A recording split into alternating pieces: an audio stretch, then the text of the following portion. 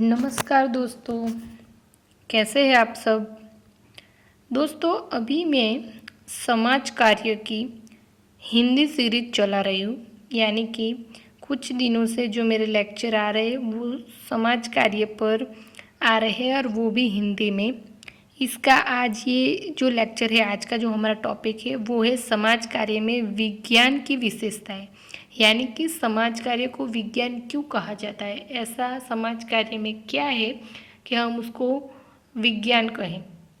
इससे पहले हमने समाज कार्य की विशेषताओं के बारे में पढ़ा था।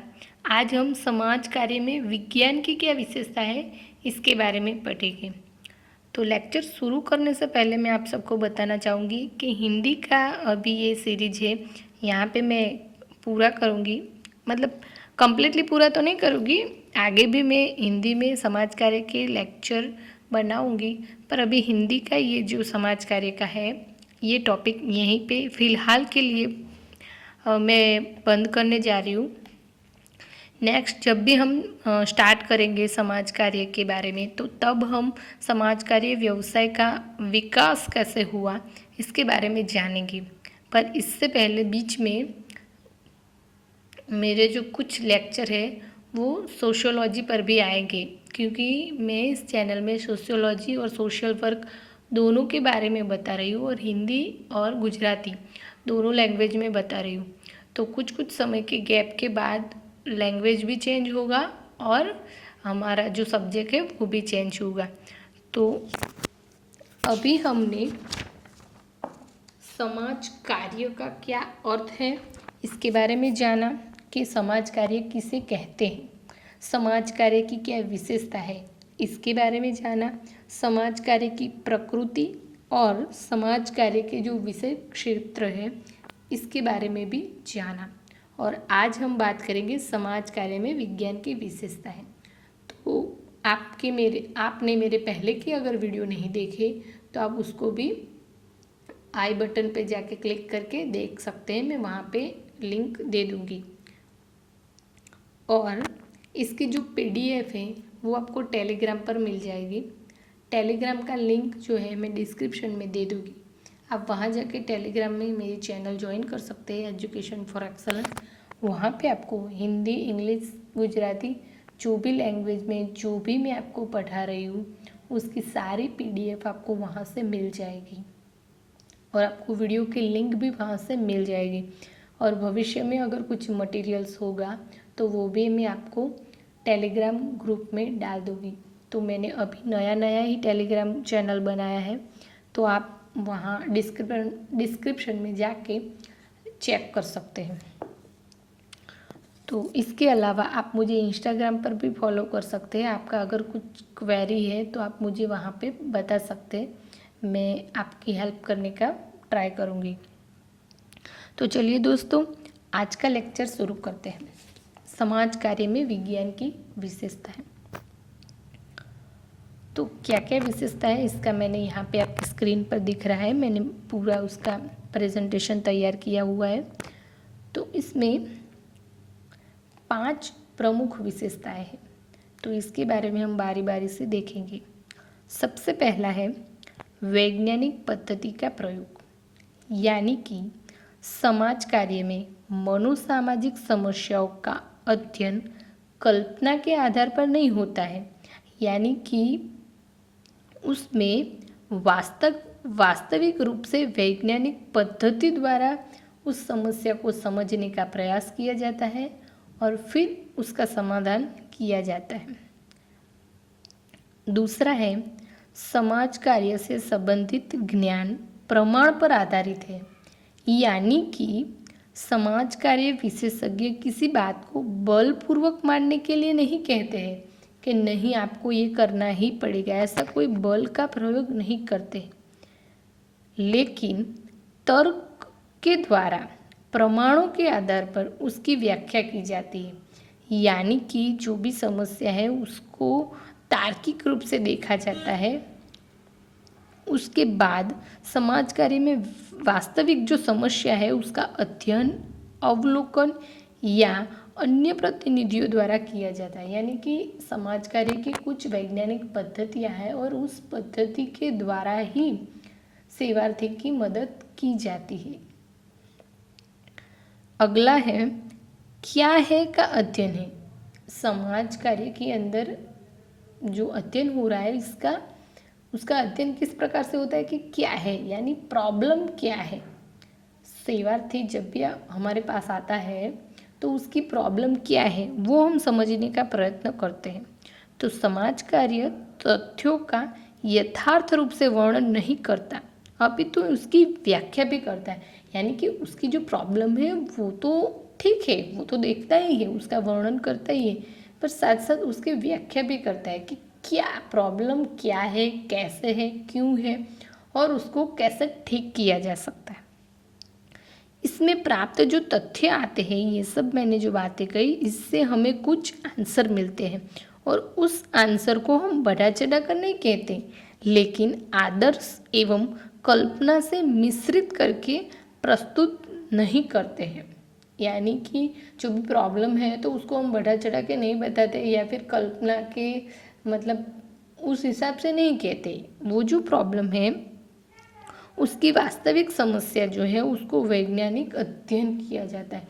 और ये कैसे किया जाता है, ये आपको जब आप सेकंड ईयर में आते हैं तब आपको एक थीसिस बनाना होता है और जब ये संशोधन प्रक्रिया आप करते हैं तब आप उसकी पूरी प्रोसेस से गुजरते हैं और तब आपको पता चलता है।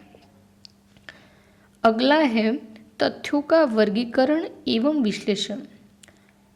तो समाज कार्य में वैज्ञानिक पद्धति द्वारा आंकड़ों को एकत्रित किया जाता है, उसको व्यवस्थित करने के लिए उनका वैज्ञानिक वर्गीकरण किया जाता है और उसके बाद तर्क के आधार पर निर्वचन करके निष्कर्ष निकाले जाते हैं। तो जैसे मैंने आपको आगे बताया उस तरह से कि आप जब कोई थीसिस बनाते हो तो थीसिस का पूरा प्रोसेस क्या होता है, तो आप एक समस्या लेते हो, फिर प्रपोजल तैयार करते हो, उसके बाद आप समाज कार्य की कोई भी वैज्ञानिक पद्धति है उसका प्रयोग करके फिर उसके बाद आप माहिती इकट्ठा करते हो। माहिती इकट्ठा करने के बाद आप उसका पूरा वर्गीकरण करते हो। जो जो आपको आंसर या जो भी माहिती मिली है उसका आप वर्गीकरण करते हो, फिर उसको तार्किक रूप से उसका कोडिंग डिकोडिंग आता है तो वो आपको करना पड़ता है। तार्किक रूप से उसका वर्गीकरण करने के बाद पृथक्करण करते हो और अंत में जो आपको निष्कर्ष निकलते हैं उसके आधार पर आप तथ्यों का वर्गीकरण विश्लेषण करते हो और फिर समस्या के निष्कर्ष पर आते हो। और अंतिम है कार्य कारण संबंधों की व्याख्या। तो समाज कार्य अपनी विषय वस्तु में कार्य कारण संबंधों की खोज करता है, अर्थात इसका उद्देश्य विभिन्न सामाजिक समस्याओं के बारे में आंकड़े एकत्रित करना ही नहीं है, अपितु उनके कार्य कारण संबंधों एवं परिणामों का पता लगाना भी है। यानी कि वो सिर्फ जैसे मैंने बताया सिर्फ आंकड़े इकट्ठे करके वर्गीकरण करके निष्कर्ष पर नहीं आते हैं। ये जो समस्या है उसका जो माहिती हमें मिली है उसका अलग अलग दृष्टिकोण से हम विश्लेषण करते हैं कि उसका क्या संबंध है समस्या के साथ, सेवार्थी के साथ। तो इस तरह से कार्य कारण संबंधों की भी व्याख्या की जाती है। तो आज आपने देखा कि एक विषय के रूप में समाज कार्य की जो प्रकृति है वो वैज्ञानिक है। वो तथ्य भी ध्यान देने योग्य है कि किसी भी समस्या, यहाँ पे आपको ये बहुत समझ लेना जरूरी है कि किसी भी समस्या का समाधान उसका मूल मंत्र नहीं है। हो सकता है कि कुछ समस्या का समाधान ना भी मिले क्योंकि हमारा जो समाज है वो जटिल समाज है। तो कभी कभी ऐसा भी देखने को मिला है कि जो उस विषय के विशेषज्ञ हैं वो भी उस समस्या का समाधान नहीं ढूंढ पाते क्योंकि ये समाज जो है वो जटिल है और उसकी जो प्रकृति है वो परिवर्तनशील है। तो उस वजह से समाज कार्य के विशेषज्ञ भी कई बार व्यक्ति समूह अथवा समुदाय की समस्या को पूरी तरह से समझने का तथा उसका समाधान करने में असफल भी हो सकते हैं। तो ऐसा जरूरी नहीं है कि हम हर समस्या का समाधान ढूंढ ही सकते हैं या फिर उसका संपूर्ण समाधान ढूंढ सकते हैं, ऐसा जरूरी नहीं है। पर जितना हमसे होता है उतना हम करते हैं। तो दोस्तों, आज के इस वीडियो में हमने समाज कार्य में विज्ञान की क्या विशेषता है इसके बारे में देखा। उसमें प्रमुख 5 विशेषताएं हैं, जिसमें वैज्ञानिक पद्धति का प्रयोग, समाज कार्य से संबंधित ज्ञान प्रमाण पर आधारित है, क्या है का अध्ययन किया जाता है, तथ्यों का वर्गीकरण एवं विश्लेषण और कार्य कारण संबंधों की व्याख्या। ये जो इसकी 5 मुख्य विशेषताएं हैं। आपको इसका PDF टेलीग्राम पर मिल जाएगा। टेलीग्राम की लिंक मैंने डिस्क्रिप्शन में डाल दी है, आप वहाँ जाके चेक कर सकते हैं। तो दोस्तों, आज के इस वीडियो में इतना ही। आशा करती हूँ कि आपको इस वीडियो से कुछ मदद मिली होगी, और अगर आपको कुछ मदद मिली है, वीडियो पसंद आया है, तो आप वीडियो को लाइक कर दीजिए। और अभी तक आपने मेरी चैनल को सब्सक्राइब नहीं किया है तो प्लीज़ उसको सब्सक्राइब कर दीजिए, क्योंकि मेरी चैनल में आपको एजुकेशन के रिलेटेड ऐसे ही वीडियो मिलते रहेंगे, और ख़ास करके आपको सोशियोलॉजी और सोशल वर्क के वीडियो मिलते हैं।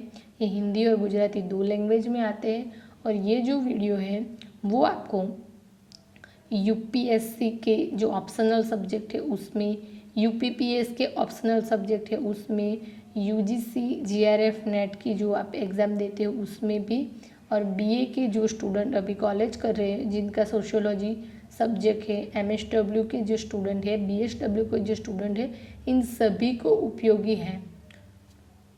तो दोस्तों, अगर वीडियो अच्छा लगा है तो आप अपने मित्रों को भी शेयर कर दीजिएगा, ताकि उनकी भी थोड़ी हेल्प हो सके।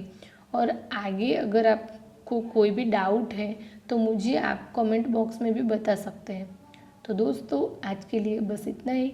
वीडियो देखने के लिए आप सभी का धन्यवाद दोस्तों।